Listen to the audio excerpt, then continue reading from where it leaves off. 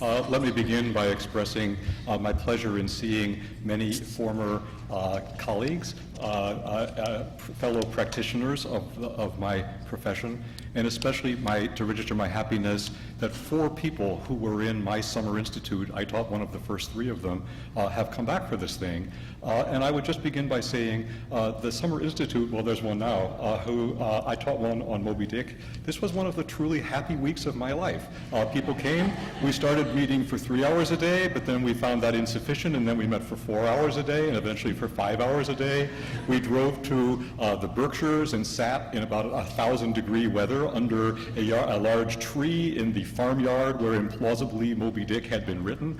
And it just, I think of that group, we were all total strangers, not a single person knew anyone else in the group, but we became this very tight community, not by any other means than by being drawn together through our mutual investment and mutual education in that book. And I'd say one other thing about that Summer Institute, though this may be more of interest to me than to others, which was at the time that I taught that institute, I could not possibly have foreseen that that was my last preparation of a major literary seminar. I say that because when I taught that class, I had no idea that in the course of that fall I would be recruited to be the president of Duke, and that I was about to make a great transition from one form of life. I was a dean before, but I still taught and wrote in that capacity, to the somewhat different life that what shall we say, the life of expanded pleasures that I lead nowadays. And since I was told, although I couldn't make it for the first panel, although I was told there was an under-theme of evil administrators, and so I suppose that I should begin with the first confessional narrative of the fall into administration. I would at least make this much of a point from that, namely that since I have now been out of the classroom and out of the world of publishing for 7 or 8 years, you should look to others than myself for fresher news on those fronts. Let me start this way. We've been asked to speak about the subject of what is the place of literary study. Think how much fun a literary scholar could have with that question. But I found that every time I began to think how to answer it, I found my mind gravitating to a story which I will tell, although why I find the story so apropos I don't totally understand. Do you know the name of a person named Mary Moody Emerson? This was the aunt of Ralph Waldo Emerson, very influential in the raising of him and his brothers after the death of their father. She herself came from a distinguished clerical family in New England, but when she was on the eve of adolescence, she herself was orphaned and had to move off to a somewhat distant farmhouse where she lived the not entirely gratifying life of the impoverished relation who's been dumped on you.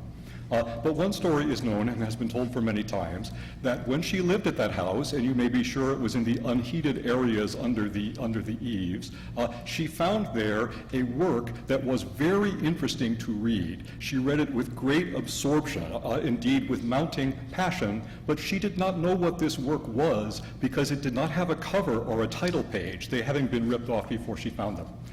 Some while later, her brother came home from Harvard. Brothers go to Harvard while sisters go under the eaves. And when he came home, he and a clever friend were talking in the parlor about a literary work, and it was then that she learned the name of the work that she had loved for these years without knowing what it was. It was Paradise Lost. Now, I find this interesting because, and I'll say it this way, it seems to me the one precondition there would be for any place for literary study, there's one thing you'd absolutely have to have as a precondition for that, namely some actual man or woman in the face of the universe of things of possible interest to the human mind would have had to begin to respond to and be engaged by something that we can identify as belonging to the category of literary. Why in the world would people engage in literary study if there wasn't that primary interest that, for it to spring from? Nevertheless, I also find this story interesting because the story is such an improbable, it's such an untrue tale about the nature of the place of literary study, because what's the essence of the story is the idea that the relation to literature can actually be unmediated, that lonely people encounter texts with nothing between them, not even a cover, not even a title page, right? But this is, of course, the very essence of what is not true about literary study. Literary study is a mediated activity. We all come to it through the relationships we have with many other facts and with many other kinds of institutional presences. And if we were for a moment to switch from the case of the fascinating Mary Moody Emerson to the case of the fascinating Richard Halleck Brodhead, I could say as I look to my own accession to literary study, it's perfectly obvious to me what the mediations were that made this a source of interest to me. The first would be, and I'm sure this is true of most people in this room, the first would be great teachers. Anyone who probably knew me in 10th grade knew I was going to be a professor or a teacher of some sort, but of what sort no one would have known, because many things interested me, and English did not particularly interest me. It was the fact that I had some great teachers that made English become the thing to me, and I will say there are many works that became extremely meaningful to me in my later life that I was actually unable to see the meaning of before I saw someone else see the meaning of them. I didn't end up seeing the same meaning they found in them. I needed to see someone love literature before I could understand the possibility of loving it, even in loving it on a different course than the one I eventually took. So first of all, in my idea, literary study is mediated through teachers, but then of course many other facts as well. Just to look back, not that my biography would be so fascinating, but everybody's going to have some such story.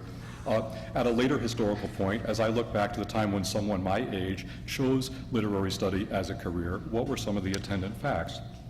First, the fastest growth of higher education that this country has seen in proportion to the population at any point in its history, either before or indeed since. Second of all, in the growth of American higher education that came after World War II, the extraordinarily prominent place that was given to the humanities for reasons that are now somewhat hard to explain to people. I went through graduate school on a very posh scholarship that was endowed by the makers of Ralston Purina, the famous dog food, because that was a point where people of large fortunes thought that a good way to use a large fortune was to help people prepare for careers in humanistic study. That's a historical fact. It wasn't true before World War II, and in a minute I'll maybe admit that it wasn't true so long after that. When I went to graduate school, my graduate department wanted a class of 40, so they admitted a class of 60, thinking there would be that much loss, if for no other reason than the Vietnam War was raging. But actually 57 people showed up, but almost all those 57 people who entered the PhD program had fellowships, multi-year fellowships, and the great majority of those fellowships were funded by, you know what the answer is, the federal government under the National Defense Education Act, which then funded preparation in the humanities. So that was a mediatory fact. And then I would just quickly say, I think anybody looking back to the time of my origin or my arrival at the place of literary study would also acknowledge that there were frames of reference that lent to literary study, meaning that you didn't have to explain to other people. It was, as we might say, pre-sold by things that were available in the environment. One of them, I came to literary study at a moment of strong residual humanism. And what I would mean by that, it would take a long time to explain in detail what I mean by that, but you know historically what I mean by it. It was a time when it was not difficult to explain to educated people that the humanities, and especially literature, represented a profound knowing of the terms of human experience, such that if you could learn to read literature, you could learn to enter into the place where you came near to knowing the terms of the meaning of experience. You know the quote from Wallace Stevens, in the absence of religion, literature is the essence of what takes its place. This would actually be a strange thing to say nowadays, but it was not a strange thing to say then-a-days, and it seemed to me it corresponded to the idea that literature was a kind of secular scripture. You didn't have to be a believer, but you could still access the meaning of life through the profundities of literature. Second of all, I came to literary study at the moment really of maybe the first or second decade of the arrival of literary formalism in America, imported largely from Europe and I think is eventually mostly from Russian formalism, with its idea that literature wasn't profundity or wasn't just profundity, but was above all an effect of language, an artifice of language, and therefore one understood literature by learning how the elements of its medium conspired and conflicted with one another within the work. And then third, and this I would say, since I became an Americanist at this time, and no doubt it's part of the reason I chose to become an Americanist, another of the framing notions that was, I think, fairly widespread at this time, at least in that literature, not so much in British, was the idea that literature was the inscription of a social culture, and therefore you could read out the deep truths of a culture by learning how to read literary works. We learned that America was about the sense of departing from history. We learned that, the kind of things I'm looking at Americanists in the front row, remembering how naive the statements now sound that we used to read out as profound truths of American culture, but it was a truth universally acknowledged that the truth of culture could be known from literary works.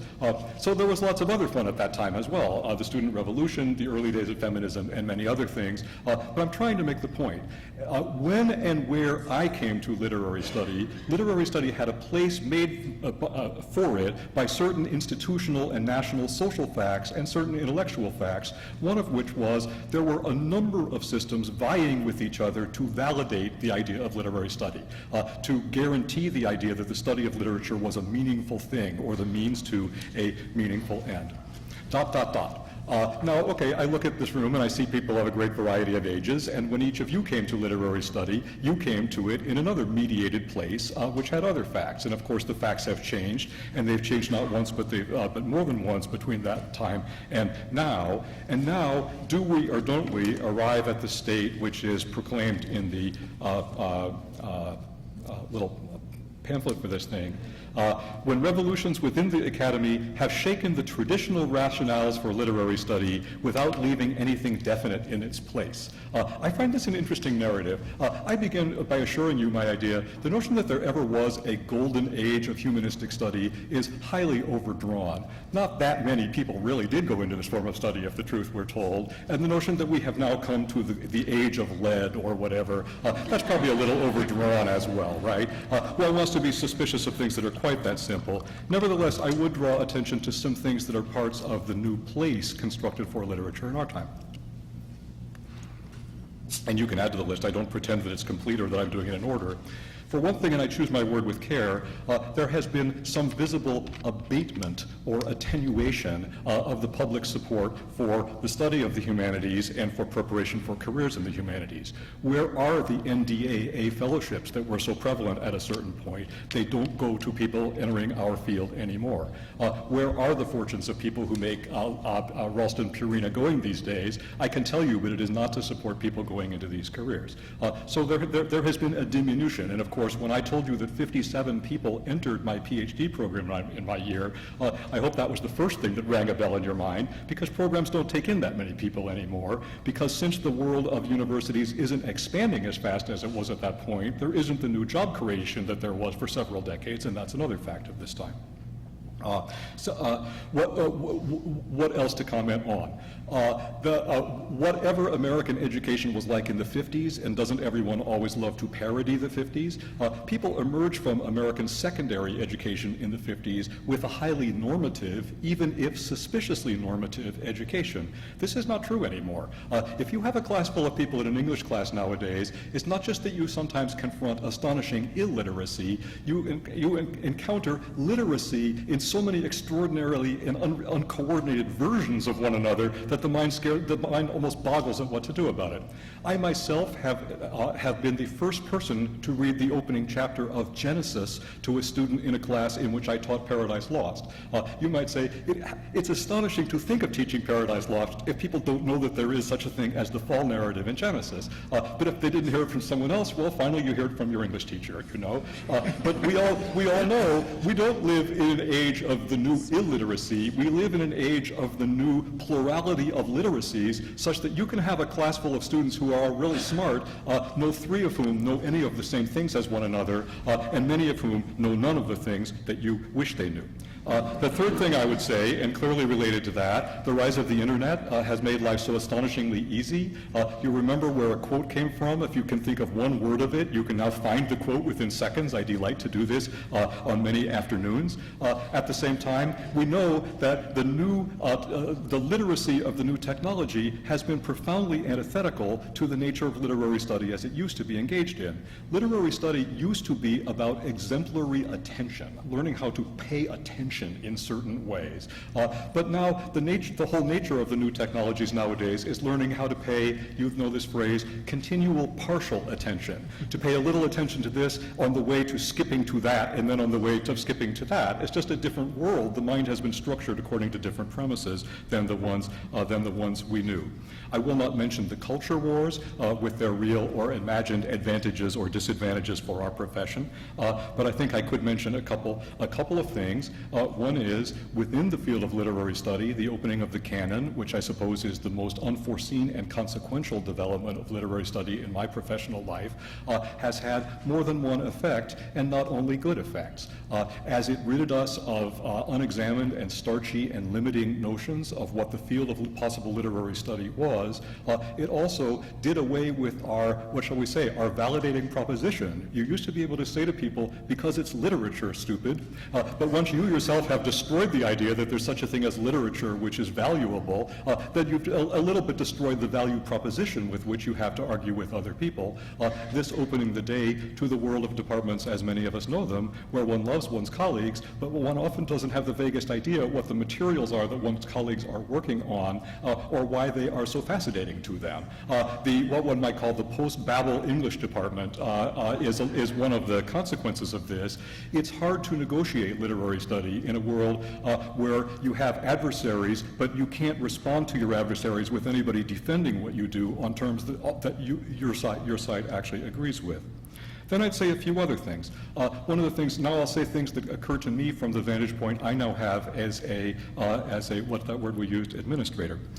One is, I don't think the whole time I was ever in an English department, I don't think I ever knew anybody who seriously understood what important and exciting work of discovery was being done in other academic fields. When the time comes when I discover what is happening in biomedical engineering, or what is happening in genomics, or what is happening in brain science, for the first time you come to understand something I've never understood. How can a smart person want to be anything other than an English professor? But in truth, we live in a world where there is more than one temptation.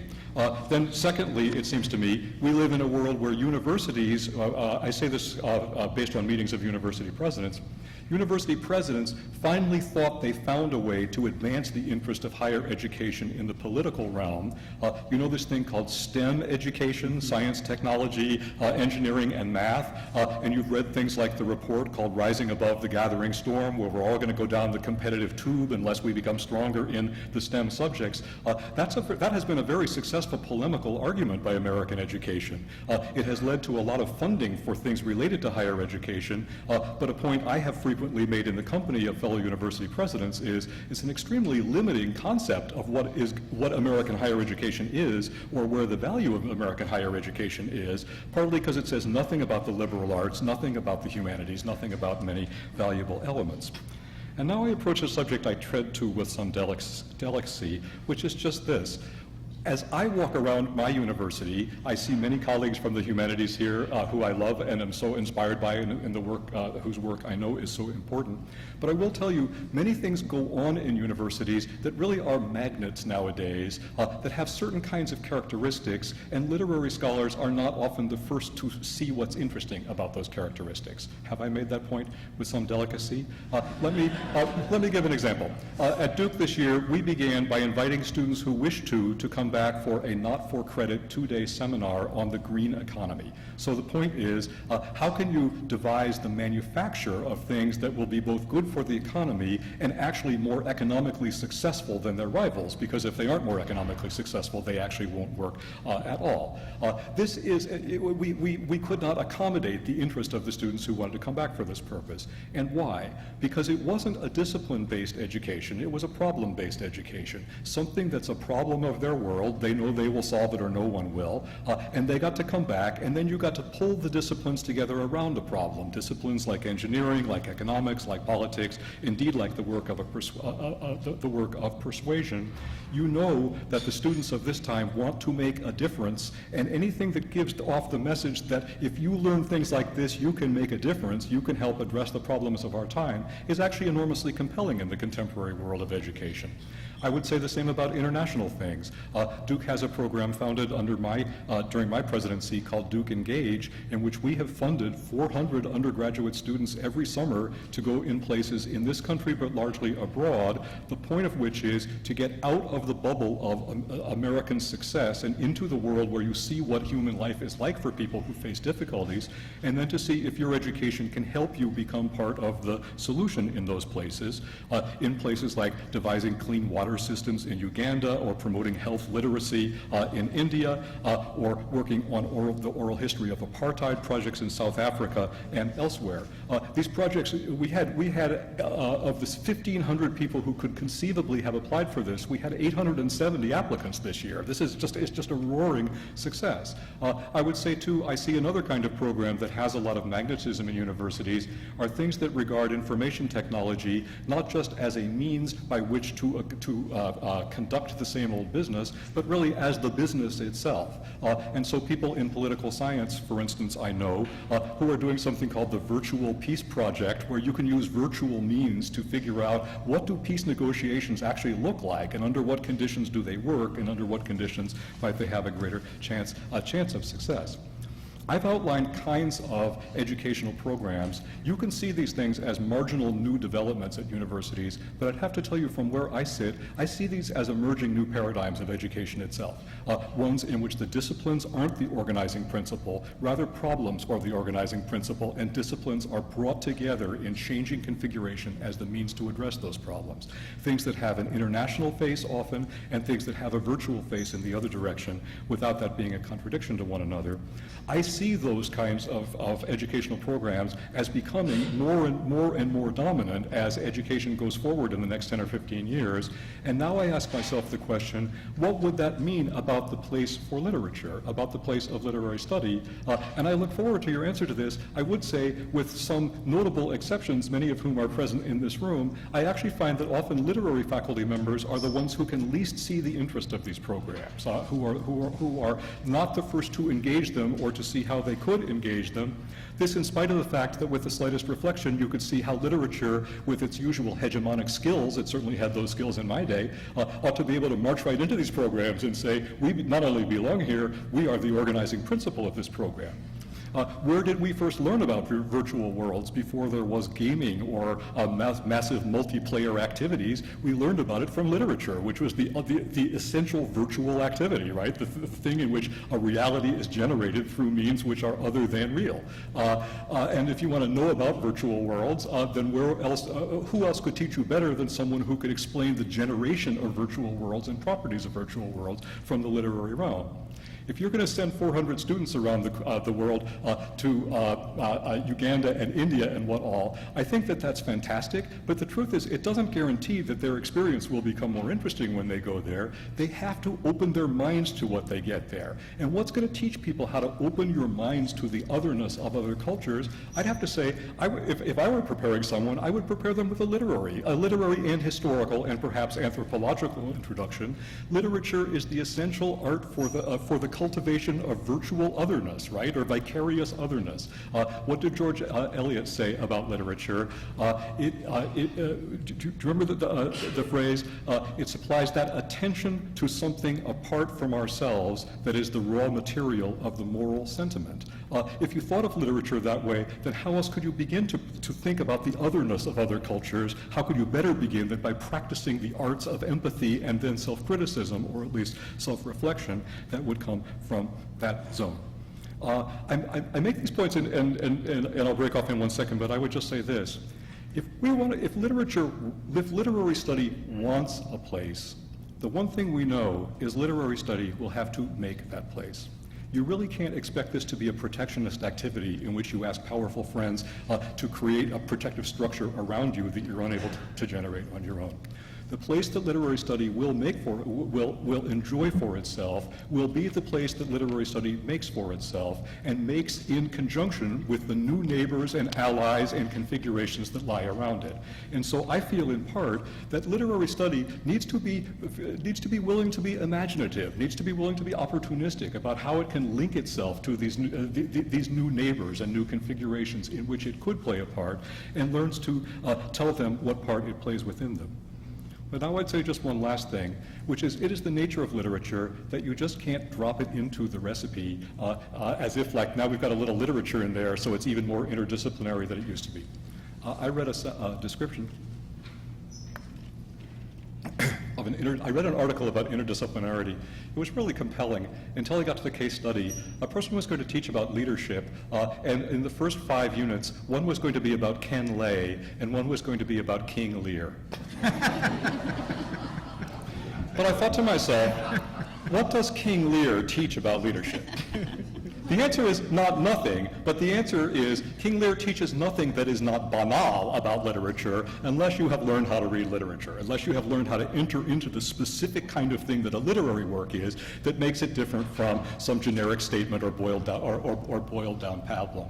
So then, truly, the real challenge is this. However it can create new alliance for itself, how is literature, how are the people who care about literary study going to create the conditions under which people learn how to read and want to learn how to read in the way that makes literature valuable, in the way that indeed makes its value apparent to others? I only know one answer to this. It seems simple-minded, but I don't know any other answer that I think is true. I think literary study needs to make its own place. I think it needs to understand that it needs to get a little more active and a little more imaginative about making its own place. Part of that, I think, is finding new alliances and places where it can be present and can have new homes. But part of that, I think, is just through teaching. When I go back to the beginning of this reflection, it seems to me for everybody who ever really knew or cared about literary study, at the beginning of that, there's some teacher. And that teacher didn't teach you literary study the way you now practice it. That teacher just embodied a kind of primitive passion or a primitive act of intelligence that gave you the message, that matters. That's a great thing to do with your mind. Indeed, that's a great thing to do with your life. One of my views is, literary study perhaps is beleaguered by inappropriately hostile forces, but it is also true literary study has by no means taken the trouble to make as many friends as it could easily make for itself. In the company of educated people, you meet lots of people who actually know literature fairly well, indeed who love literature, but who have had the experience of not finding people who engage in literary study who are interested in talking to them or interested in finding a way to talk to them that would create a bridge between their specialization and this other person's point of view. I am not advocating a world in which we all become teachers engaged in literary study for dummies. That is not what we need, and it is not the way we will thrive. But I do think that if we expect this profession to go on in a great way, we've got to find a way to embody our passion, project our passion, and especially to do so beyond the bounds of those who are already persuaded or converted. I myself have no despair at all about the place of literary study, but I do think it will take the artfulness and wit and generosity of literary study to help construct that place. Thanks.